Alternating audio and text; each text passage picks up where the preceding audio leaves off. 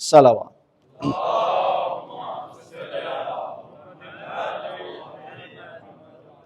دوسرا خطبہ حالات حاضرہ سے ہوتا ہے یا ایسی چیزوں پر ڈسکشن ہوتی ہے جو صحیح معنوں میں ان کو ایڈاپٹ نہیں کیا ہوتا، ان کی درستگی کے لیے دوسرے خطبے کا انتخاب ہوتا ہے۔ جو بھی میں آج ڈسکس کرنا چاہ رہا ہوں اس سے پہلے ہمیشہ کی طرح ایک مثال۔ ہم سب ایئر لائن پر سفر کرتے ہیں، ایسا ہے کہ نہیں؟ کتنی دیر پہلے ہم ایئرپورٹ پہنچ جاتے ہیں؟ 3 گھنٹے، 2.5 گھنٹے، اٹ ڈپینس فلائٹ کہاں کی ہے۔ یورپ کی ہے تو 2 گھنٹے بھی، پاکستان کی ہو تو 2.5-3 گھنٹے لگتے ہیں۔ ایسا ہی، ایسا کیوں ہے؟ تاکہ ہماری فلائٹ مس نہ ہو جائے۔ میری جیب میں کربلا کی ٹکٹ ہے، میرے پاسپورٹ پر عراق کا ویزا لگا ہوا ہے،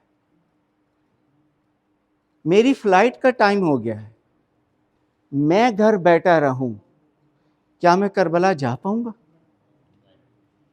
اچھا، میں نے تھوڑی ہمت کر لی، میں چل پڑا، لیکن میں نے ٹائم کا خیال نہیں رکھا۔ جب میں ایئرپورٹ پہنچا تو پتہ چلا وہ گیٹ کلوز ہو گیا۔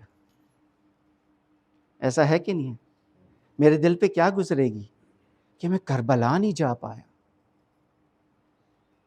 ایسے ہی ہے نا، یہ درد جو شدت پیدا ہوگی، حالانکہ غلطی میری ہی ہے کہ میں نے پنکچویلٹی کو اڈاپٹ نہیں کیا اور میں اپنی ہی غلطی کی وجہ سے لیٹ ہو گیا اور میری کربلا کی فلائٹ مس ہو گئی۔ اس چیز کو ذہن میں رکھیں، اور میں 2 چیزوں کی امپورٹنس بتاؤں گا آپ کو۔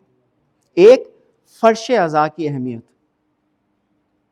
اور ایک نماز با جماعت کی اہمیت۔ فرش عزا پر جو آ کر بیٹھ کے مجلس سنتا ہے نا، اس کو جو انعامات حاصل ہوتے ہیں نا، اس کو حاصل نہیں ہوتے جو آن لائن بیٹھ کے مجلس سنتا ہے۔ کیوں؟ کہ گھر میں پڑھی جانے والی نماز کا اتنا ہی ثواب ہے جتنا ہے با جماعت نماز کا ثواب 70 گنا زیادہ ہے۔ فرش عزا کی بھی اہمیت یہی ہے۔ ارے جب فرش عزا پر آسمان سے فرشتے آ سکتے ہیں تو ہم لوگ اپنے گھروں سے نکل کر یہاں نہیں آ سکتے؟ ایک نقطہ یہ کہ اب آپ 2 چیزیں سمجھ آ گئیں کہ کتنی امپورٹنس ہے فرش عزا کی۔ میرا سلام ہے ان ماتمیوں پر۔ امام خمینی رحمۃ اللہ علیہ فرماتے تھے، میرا بس چلے میں ان ماتمیوں کے ہاتھ چوموں۔ کیوں؟ کہ یہ ماتم تو اپنے سینے پہ کرتے ہیں، تماچا یزیدیوں کے منہ پہ پڑتا ہے، اور یہی ماتمی نماز فوراً ادا کرتے ہیں۔ بہت خوبصورت منظر ہوتا ہے۔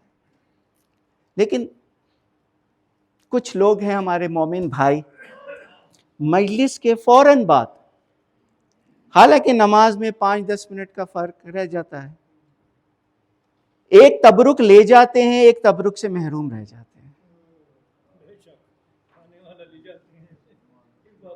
دیکھیں، وہاں سے تبرک لیا اور ایگزٹ ڈور لے لیا، اور 5 منٹ بعد نماز با جماعت ہونی ہے، اور وہ انسان گھر چلا جاتا ہے، وہ شہادت امام حسین سے ناواقف ہے۔ یہ کربلا کیوں برپا ہوئی تھی؟ اس نماز کے لیے ہوئی تھی۔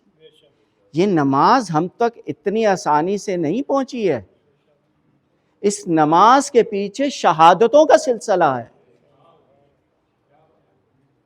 اگر ہم اس نماز کو ہی ہلکا لے لیں گے تو ہم اپنے آقا حسین کو کیسے خوش کر پائیں گے؟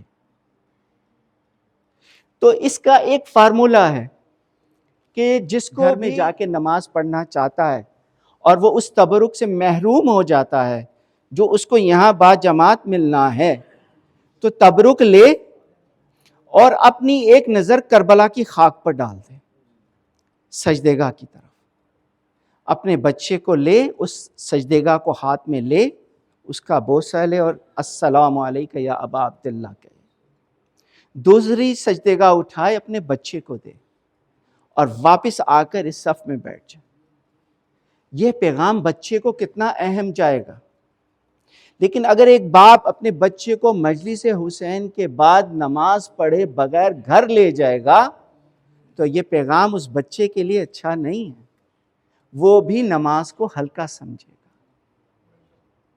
امید ہے کہ آپ کو آج کا میرا یہ پیغام سمجھ آیا ہوگا. پروردگار مجھے بھی اور آپ سب کو توفیق دے کہ عزاداری ہر وقت، نماز بر وقت. بسم اللہ الرحمن الرحیم. قل هو اللہ احد اللہ الصمد لم یلد ولم یولد ولم یکن له کفوا احد.